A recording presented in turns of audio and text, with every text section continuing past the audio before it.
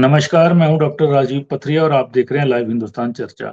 आज हम चर्चा करने जा रहे हैं कि हिमाचल प्रदेश के 2 बार मुख्यमंत्री रहे और उस 70 के दशक में यहाँ पे सरकार बनाने का श्रेय शांता कुमार जी को जाता है। केंद्र में मंत्री भी रहे और बहुत ही जनसंघ के संस्थापक सदस्य भी रहे, भाजपा के भी संस्थापक सदस्य रहे और उसके बाद लंबी राजनीति की, लेकिन राजनीति पे कहीं न कहीं हाशिए पे भी उनको रखा गया बीच-बीच में। अब शांता कुमार जी ने एक बड़ा बयान दिया है और बयान उन्होंने दिया है कि आम आदमी पार्टी को उन्होंने एक तरह से क्लीन चिट दी है। मनीष सिसोदिया जी को 17 माह बाद ज़मानत मिलती है और शांता कुमार जी उसी दौरान एक बयान जारी करते हैं कि मुझे व्यक्तिगत तौर पे बहुत खुशी है और सहानुभूति भी है कि उन्होंने कहा है कि आम आदमी पार्टी अन्ना हज़ारे आंदोलन से खड़ी हुई, भ्रष्टाचार के खिलाफ वो आंदोलन था। वहीं पे उन्होंने सरकार बनाई, आम आदमी पार्टी ने अच्छी सीटें जीती, पहली बार, दूसरी बार फिर से अच्छी सीटें जीती और कोई मत प्रतिष्ठा में उनके कोई फ़र्क नहीं आया दोनों बार। और अपना विस्तार चाहती थी ये पार्टी और पूरे देश की पार्टी बनना चाहती थी, पंजाब में आई। वहीं पे आजकल काले धन का चुनावों में प्रयोग हो रहा है, उनका कहना है और सभी पार्टियाँ करती हैं, लेकिन बड़ी होशियारी से करती हैं कि वो कहीं भी पकड़ में नहीं आती हैं। अनुभव नहीं था आम आदमी पार्टी को, उसने भी कोशिश की कि विस्तार करना है, पार्टी चलानी है, लेकिन वो पकड़े गए कहीं न कहीं। और उन्होंने दिल्ली सरकार का ये भी कहा कि उन्होंने पहला टर्न्योर भी ईमानदारी से काम किया, इसलिए जनता ने उनको दोबारा चुना। शांता कुमार जी के इस बयान के बाद हिमाचल से शुरू होकर दिल्ली तक भूकंप मच गया हुआ है और हर जगह चर्चा है कि आम आदमी पार्टी जो विस्तार कर रही है और अभी अगले वर्ष इनके चुनाव दिल्ली में होने हैं। अभी इसी वर्ष हरियाणा में भी आम आदमी पार्टी उतर चुकी है। हरियाणा में चुनाव क्योंकि अभी वर्तमान में वहाँ भाजपा की सरकार है। तो शांता कुमार जी के इन बयानों से हालाँकि उन्होंने स्पष्ट कर दिया कि मेरे कुछ मित्र नाराज़ होंगे, लेकिन मैं मन की बात खुलकर कहना चाहता हूँ। शांता कुमार जी के इस बयान के बाद जो ईडी इतने दिनों से मतलब लगभग 2 वर्षों से आम आदमी पार्टी के पीछे लगी हुई है शराब नीति घोटाले में, उसकी जो जाँच है उसको लेके भी सवाल खड़े कर दिए। तो आज हम इसी विषय पे चर्चा करने जा रहे हैं। हमारे साथ चर्चा में भाग ले रहे हैं आम आदमी पार्टी के वरिष्ठ नेता प्रदेश के चमन केशव जी, प्रेम कौशल जी हैं, कांग्रेस पार्टी के मुख्य प्रवक्ता हैं प्रदेश के, संजय शर्मा जी हैं, भाजपा के वरिष्ठ नेता हैं प्रदेश के। तो आज ये सब चर्चा में भाग लेंगे। तो चर्चा क्योंकि आम आदमी पार्टी पे है तो मैं आष्टा जी से शुरू करूँगा। आष्टा जी, शांता कुमार जी का जो कद है उसको मैच करने में मतलब बहुत ही कम नेता पूरे देश में नज़र आते हैं और अपनी बिल्कुल बेबाक बोली के लिए वो जाने जाते हैं और उन्होंने कहीं न कहीं एक ऐसा बयान देके आपकी पार्टी को जहाँ खड़ा किया है, वहीं केंद्रीय नेतृत्व बिल्कुल हिल गया है भाजपा का और उसको ये पसंद नहीं आया है। आस्था जी। जी राजीव भाई, सबसे पहले तो धन्यवाद, आपने इस विषय को भी इस चर्चा में लाया। तो थोड़ा-सा मैं तो पहले ये बताना चाहूँगा, ये समझने की कोशिश करते हैं कि मामला आखिर था क्या? या राजनीतिक उसका दूसरा जो पहलू है, राजनीतिक पहलू, उस पे बात करते हैं कि मान लीजिए जो सबसे पहले उन पे आरोप ये हुआ कि जब इन्होंने लाइसेंस के लिए अप्लाई करने के लिए एक नई एक्साइज़ पॉलिसी को दिया, तो उसमें मिनिस्टर जो थे, वो इंचार्ज मनीष सिसोदिया जी थे। अब जी, मान लीजिए ए, बी, सी, डी जो कोई भी उसमें से पार्टिसिपेशन के लिए या साउथ लॉबी थी या कोई कोई भी लॉबी थी। सबको पता है, मुझे भी पता है, आपको भी पता है, कांग्रेस को भी पता है, भाजपा को भी पता है कि खास करके ये जो कोयले का धंधा हो गया या लिकर का धंधा हो गया, ये कोई ट्रेड जो है पूरे का पूरा फेयर कभी हुआ ही नहीं है, ना हो सकता है, ना कभी होगा।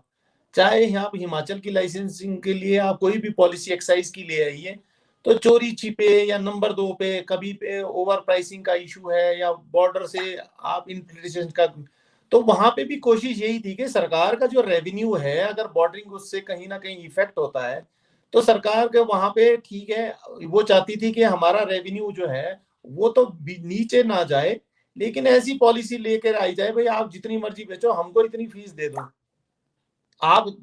तो उस पॉलिसी का विरोध हुआ। विरोध होने के बावजूद क्योंकि वहां के एलजी थे, उन्होंने ज्यादा उसमें रुचि ज्यादा ही दिखाई, हालांकि उसको विड्रॉ करना पड़ा। अब इन्होंने मनीष भाई को उठाया कैसे? मनीष भाई को ABCD के कहने पे कोई आदमी कलकत्ता में जो ऑलरेडी जिसके ऊपर आरोप थे उसके कहने पे बताया कि जी आपके खिलाफ उस आदमी ने ये कहा है कि इनके ऊपर ये भ्रष्टाचार का आरोप है, हमने भी पैसे दिए। एक आपने और चित्र वो दिया होगा जो कि महाठग था, वो दिल्ली के तिहाड़ जेल में था, जिसकी एक हीरोइन के साथ भी फोटोग्राफ्स होगी।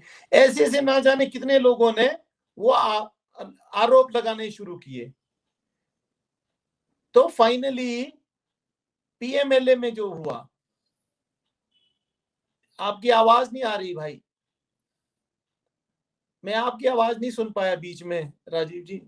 हाँ जी, शांता जी एक बड़े नेता हैं, उनका ये कहना कि राजनीति में व्यक्तिगत तौर पे आम आदमी पार्टी के नेता भ्रष्टाचारी नहीं है, ये उनका मानना है। ये बड़ी क्लीन चिट है आपके नेताओं के लिए। एग्जैक्टली हुआ यही भी। अगर मनीष जी के केस में भी आप देखेंगे तो लगभग 19-20 छापे पड़े इनके दफ्तर में, इनके सहयोगियों के दफ्तर में, घर पे, इनके घर पे।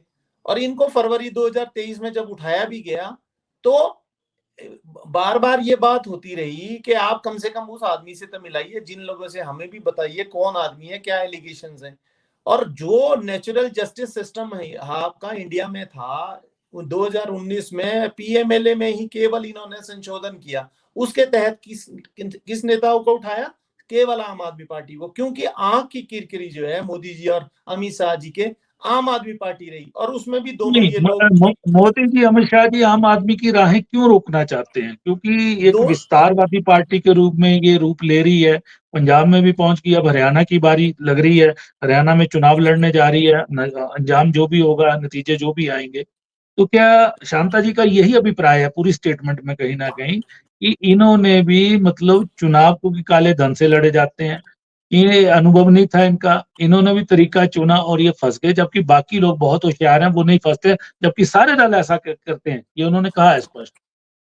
नहीं, अब हम वही बात बोल रहे हैं जो दूसरा पॉलिटिकल एंगल जो समझाने की हम लोग कोशिश कर रहे हैं। हम यही बता रहे हैं कि आम आदमी पार्टी के लोगों को, जैसा ये बाकी दल के नेताओं को क्या करते थे कि पहले उसको डराते थे, धमकाते थे, उसको कहते थे कि हम आपको ईडी से उठा लेंगे, तो वो जैसे ही भाजपा ज्वाइन कर लेता था तो वो नेता आराम से क्लीन चिट। अब आप मुझे बताइए, क्या कैमरे के सामने इनके, चाहे वो ट्रेजरर हो, नेशनल ट्रेजरर, उन्होंने पैसा लिया, इनके कई सांसदों ने, हिमाचल के भी उसमें सांसद थे, प्रश्न पूछे और उसके एवज में पैसा लिया, तो इससे बड़ा भ्रष्टाचार और क्या हो सकता है? अगर मान लीजिए ABCD को मैं कहूं कि आप फलाना वो वहां पर पे देख लीजिए, जरूरी तो नहीं है। ये तो आप छोटे उसमें भी देखिए, अगर जैसे डॉक्टर जो दवाइयां लिखते हैं तो पहले पैसा लिया करते थे, या मान लो नहीं भी देते, वो तो चलिए कंपनियां खुद आकर के गिफ्ट देती है। चलिए वो अब अलग काले धन बात का है। सब, काला धन जो है ये एक ट्रुथ है इंडियन पॉलिटिक्स का।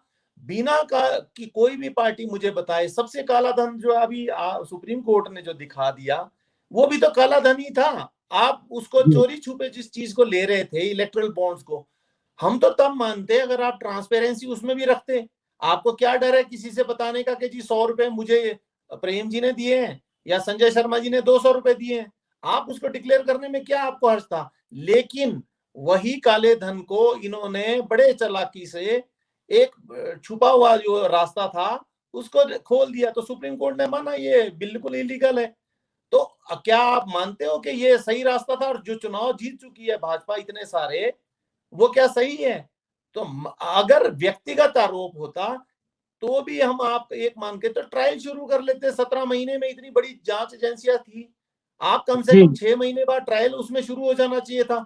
अगर आप PMLA में ही ज्यादा चाहते हो कि इसमें बेल आउट तभी होगा जब वो अपने आप को गिल्टी ना नो गिल्टी प्रूव करे, तो उसको तो जी। मौका दिया जाना चाहिए था 6 महीने बाद कि आप ठीक है जी, हमने सबूत तो पहले से जुटाए थे चलिए और इसी चलिए, बेस पे हमने आपको ये उठाया था। जांच एजेंसी ऐसी है जो इस जमानत मिलना इसमें मुश्किल है, कोई भी ऑफेंस में बाद में तो केस चले रहते हैं। और पीछे वो भी आया कि इनके सिर्फ 5% केसेस सक्सेस हो रहे हैं, ऐसा डाटा भी आया राज्यसभा में जब कोई क्वेश्चन लगा था। वो अभी 3 महीने पहले पूरा आया है कि इनके कितने केसेस जी, का, कितना इनका जो पूरी की पूरी CBI और ED के जो है, इन्होंने कितना केसेस हाथ में लिए और कितने % उसको इन्होंने लास्ट तक पहुंचाया है जिसमें सजा याफ्ता हुए हैं लोग।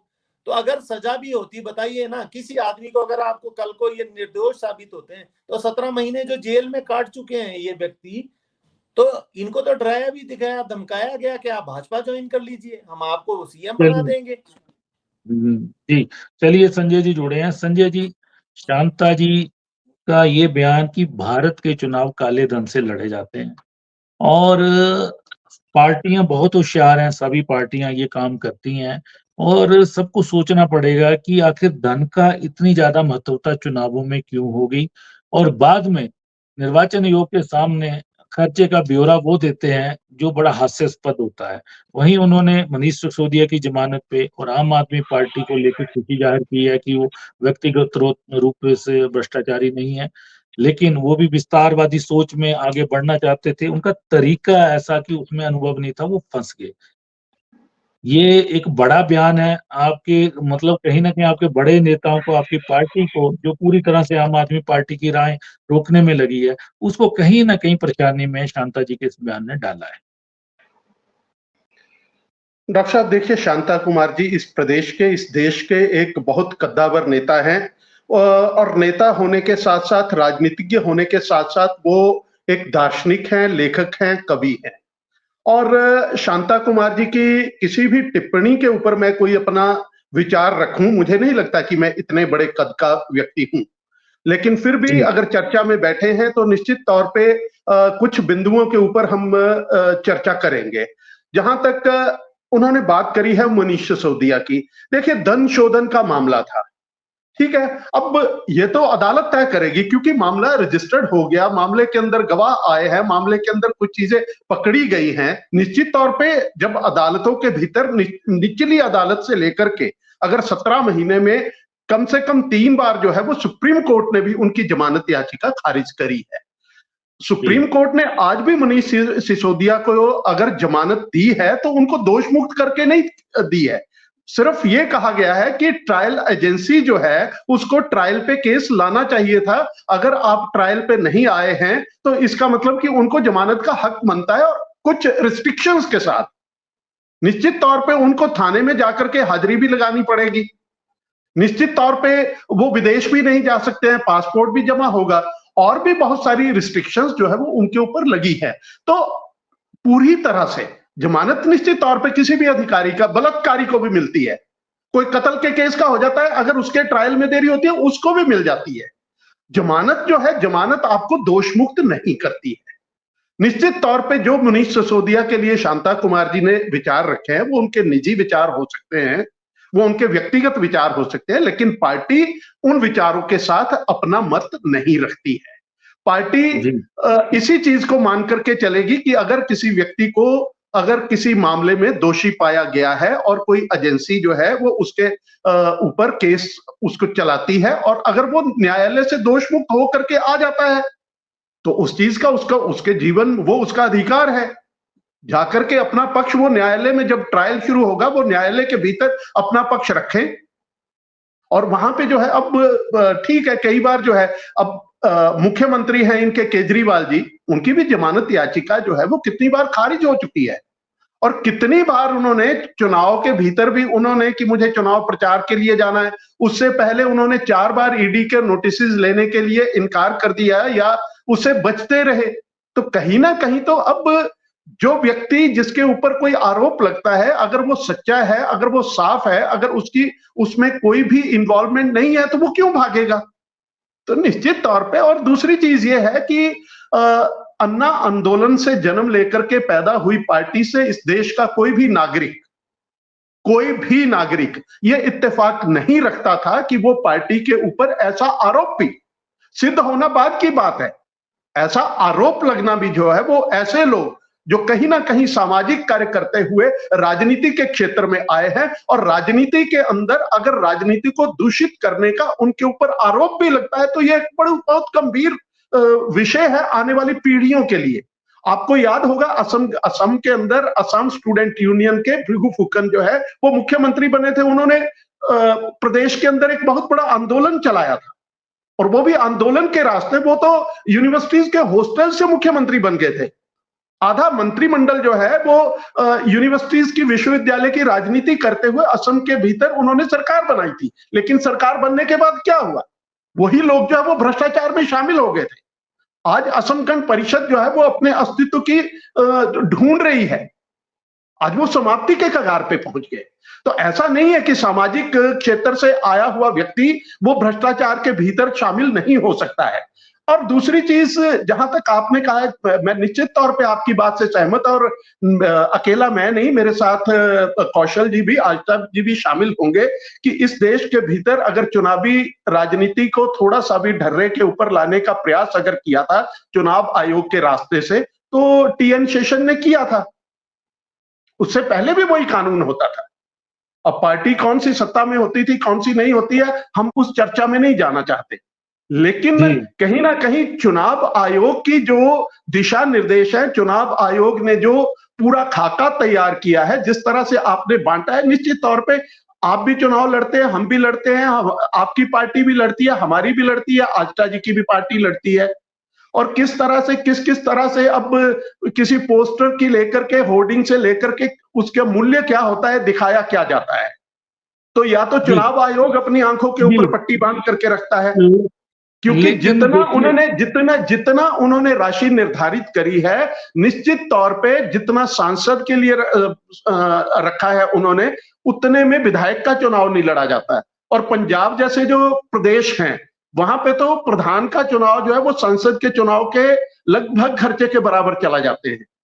ऐसी भी वो है। लेकिन कहीं ना कहीं हम एक दूसरे की आंख के ऊपर पट्टी बांध करके, चुनाव आयोग जो है वो जनता की आंख के ऊपर बांधना चाहता है, और राजनीतिक दल अपनी आंखों के ऊपर भी बांधते हैं और चुनाव आयोग की भी आंखों के ऊपर पट्टी बांधते हैं। संजय जी, सवाल यहाँ ये उठता है कि आम आदमी पार्टी कहाँ से शुरू हुई, दोबारा सत्ता में आई, मुख्य लगभग वही रही, और आपके देखिए आपके भाजपा अध्यक्ष अमित शाह जी ने डोर टू डोर कैंपेन भी किया, बड़े नेता हैं दोनों, मतलब दिल्ली के अंदर, लेकिन फिर भी सफलता नहीं मिली। वही है, 3 से 8 हो गए, 5 बढ़ गए। सुनिए मेरी बात सुनिए पूरी। उसके बाद पंजाब में कदम रखा, पंजाब में तो बहुत बड़ी विक्ट्री इनकी हुई। उसके बाद कहीं ना कहीं सूरत में वहां का लोकल बॉडी के चुनाव में भी जीत गई ये लोग, ठीक है, गुजरात तक धमक कर दी। तो शांता जी के बयान से कहीं ना कहीं ये भी एक कुछ राजनीतिक पंडित ये निकाल रहे हैं कि आम आदमी जो बयान है उसके पीछे ये कि आम आदमी पार्टी की राहें रोकने की कोशिश ईडी के द्वारा की गई, क्योंकि 17 माह में ट्रायल शुरू नहीं हो पाता, जमानत बार बार नहीं दी जाती, और अब दी जाती है लंबी लड़ाई के बाद, तो ट्रायल क्यों नहीं शुरू हो पाता? क्योंकि भाजपा पे, एनडीए की सरकार पे लगातार आरोप लग रहे हैं कि ये ईडी को एक अपने पॉलिटिकल वेपन के रूप में अपने राजनीतिक शत्रुओं के खिलाफ, दुश्मनों के खिलाफ, विरोधियों के खिलाफ इस्तेमाल कर रही है। इससे नहीं बचा जा सकता, और शांता जी के इस बयान ने कहीं ना कहीं अपनी ही पार्टी को कटघरे में जरूर खड़ा किया।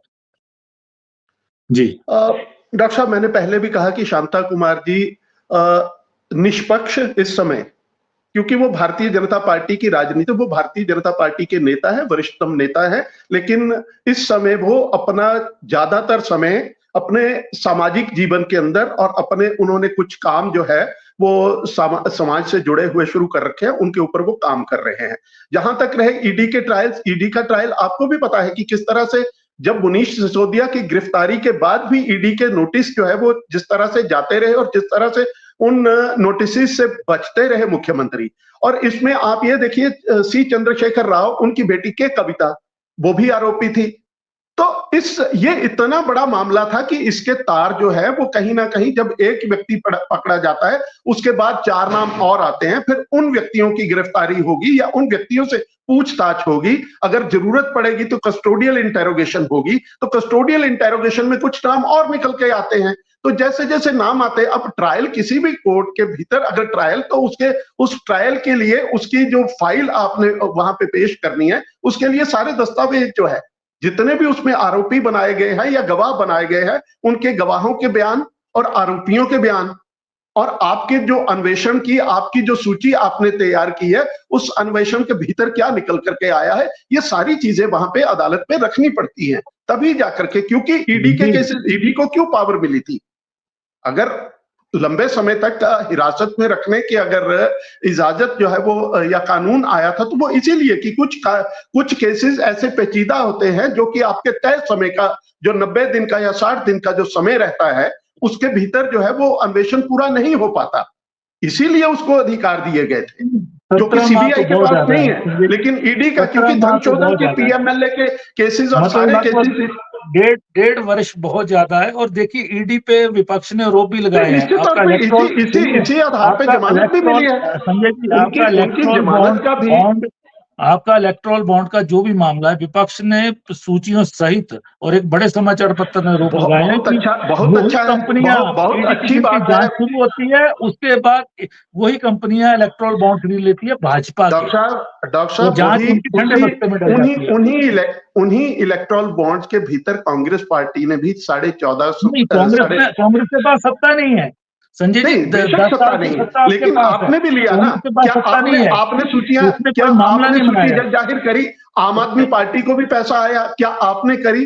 तो इसलिए कि सिंगल आउट करके कि भाजपा के ऊपर आप अगर अपने पास आए धन का आप सबसे पहले रखते ना, अगर आप विपक्ष में हैं, आप हमारे कपड़े उतारना चाहते हैं तो आप रखते ना सूचियां कि आपको कहां से आया। चलिए कौशल जी के पास जाते हैं। कौशल जी, बड़ा बयान है, भाजपा हिली हुई है, मतलब पालमपुर से लेके हिमाचल से लेके दिल्ली तक इस बयान की गूंज है और लगातार इसको बुनाया भी जा रहा है। और शांता जी ने स्पष्ट कहा है कि मेरे कुछ मित्र नाराज होंगे मुझे पता, लेकिन मेरा मन कर रहा है कि मैं खुलकर अपनी बात करूं और मैंने की है।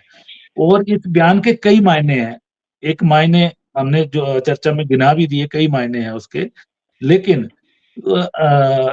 जो काला धन है चुनावों में वो एक बड़ी समस्या बनता जा रहा है। अब संजय जी ने ठीक कहा कि सांसद का चुनाव 10-20 करोड़ रुपए से कम नहीं हो रहा, ठीक है, विधायक का चुनाव 5-7 करोड़ से कम नहीं हो रहा, तो कौन राजनीति में आएगा, कहां से पैसा लाएगा? शांता जी ने भी कहा है कि विस्तार तो करना चाहती थी आम आदमी पार्टी, लेकिन अनुभव नहीं था। बाकी सबको अनुभव है, चाहे वो आपकी कांग्रेस है, चाहे भाजपा है, चाहे अन्य दल है, उन सबको अनुभव है और वो पकड़े भी नहीं जाते। लेकिन आम आदमी पार्टी कहीं ना कहीं तौर पे पकड़ी गई, इनकी नीयत पे कोई शक नहीं है, उनका ये कहना। देखिए, चुनाव तो शांता कुमार जी भी लड़ाते रहे हैं हिमाचल प्रदेश में, धन तो उस वक्त भी खर्च होता होगा, ऐसा तो नहीं है कि उस वक्त जो है वो बिना धन के चुनाव लड़े जाते थे, तो इस पे मैं ज्यादा नहीं जाऊंगा। लेकिन ये शांता कुमार जी का जो बयान है, इस बयान ने भारतीय जनता पार्टी की केंद्र की जो सरकार है उसको पूरी तरह से बेनकाब कर दिया है, नंगा कर दिया है।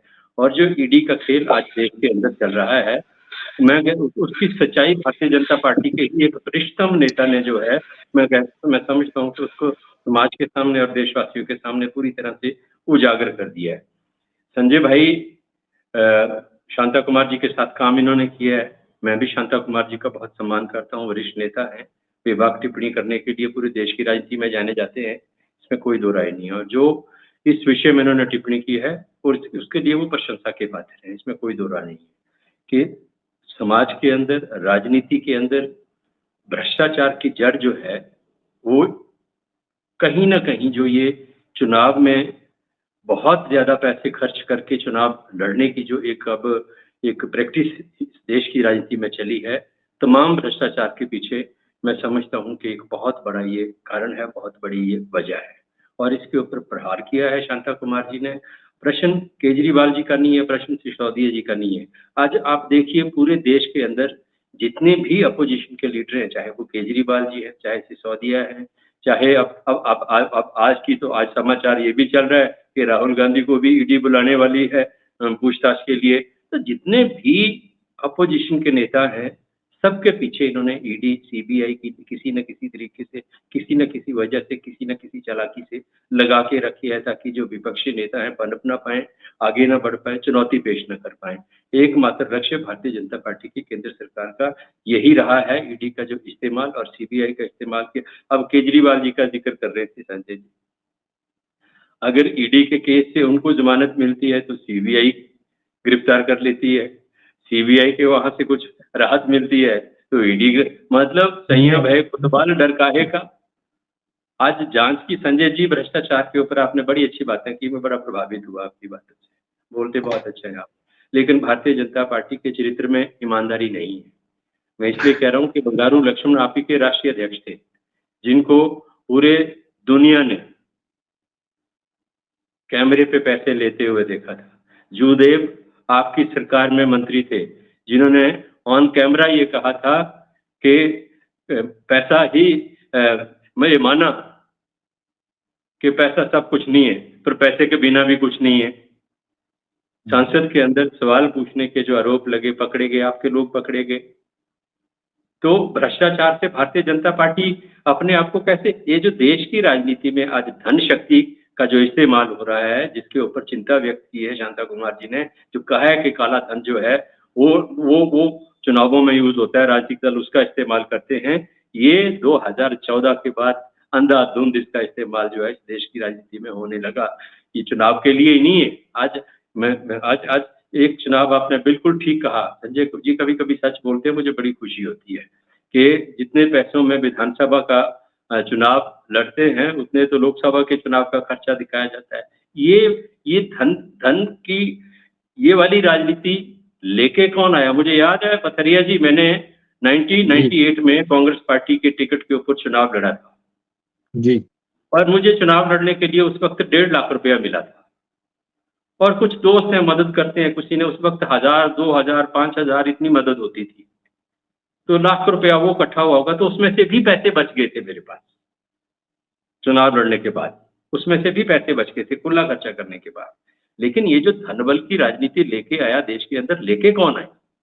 ये नरेंद्र मोदी जी के प्रधानमंत्री बनने के बाद ये सारा जो है एक धन बल की राजनीति इस देश के अंदर जो है शुरू हुई। मैं ये नहीं कहता कि इससे पहले बिना पैसों की राजनीति होती थी। जो राजनीति में चुनाव में खर्चा है हमेशा से होता है, लेकिन उसमें एक कहीं ना कहीं ईमानदारी थी।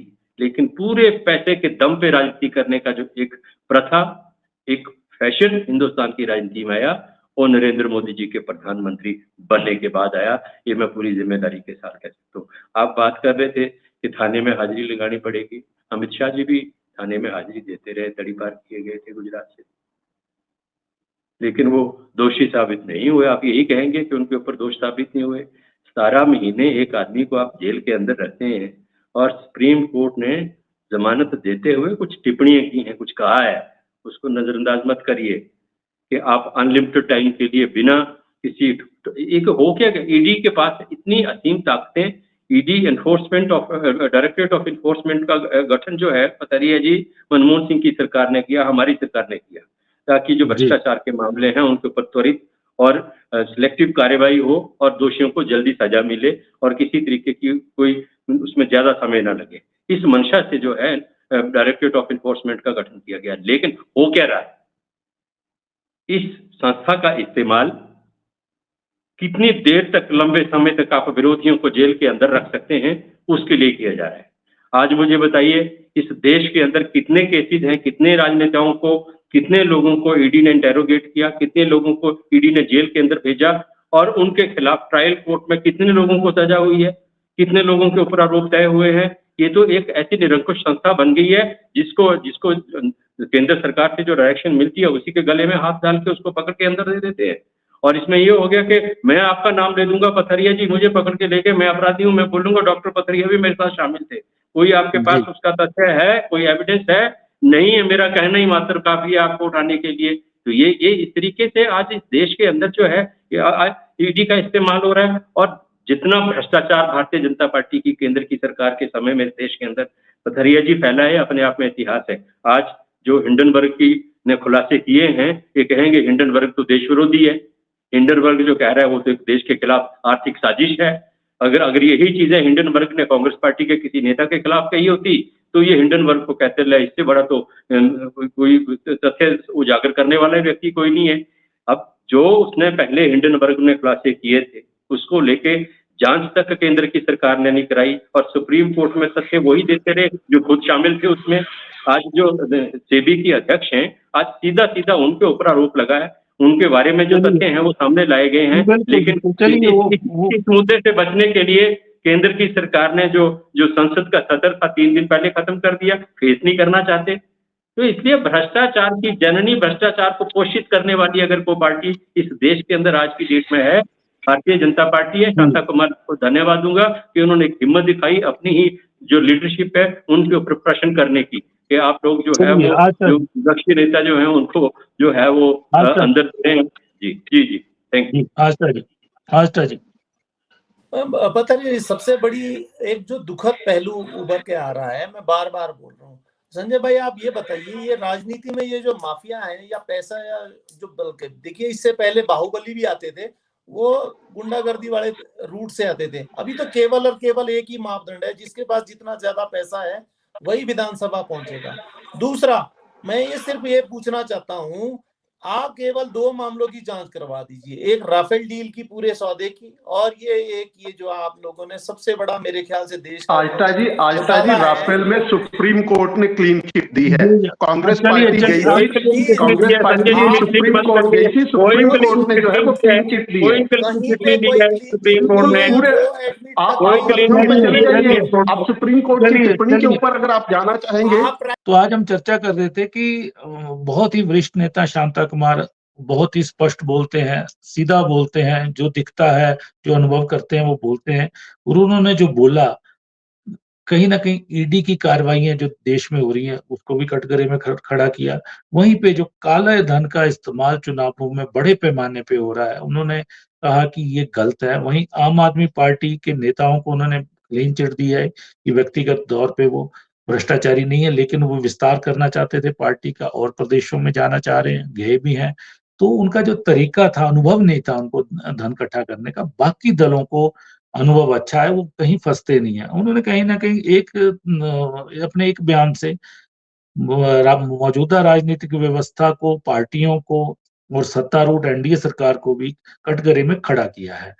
तो शांता कुमार जी के इस बयान के बाद भले ही आम आदमी पार्टी को एक ऑक्सीजन मिलेगी, क्योंकि बहुत बड़े नेता हैं, उस दौर के नेता हैं जब भाजपा का कोई नाम नहीं लेता था, उसके संस्थापक सदस्य हैं।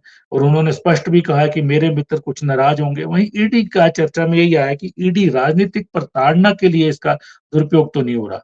आज वक्ताओं ने ये बात भी खड़ी की है, क्योंकि 17 माह जमानत के लिए लग गए, ठीक है, ट्रायल ही शुरू नहीं हो पाया, कई बातें आज आई चर्चा में। तो आज हमने इसी विषय पे चर्चा की, आप सबने चर्चा में भाग लिया, आप सबका धन्यवाद करता हूँ।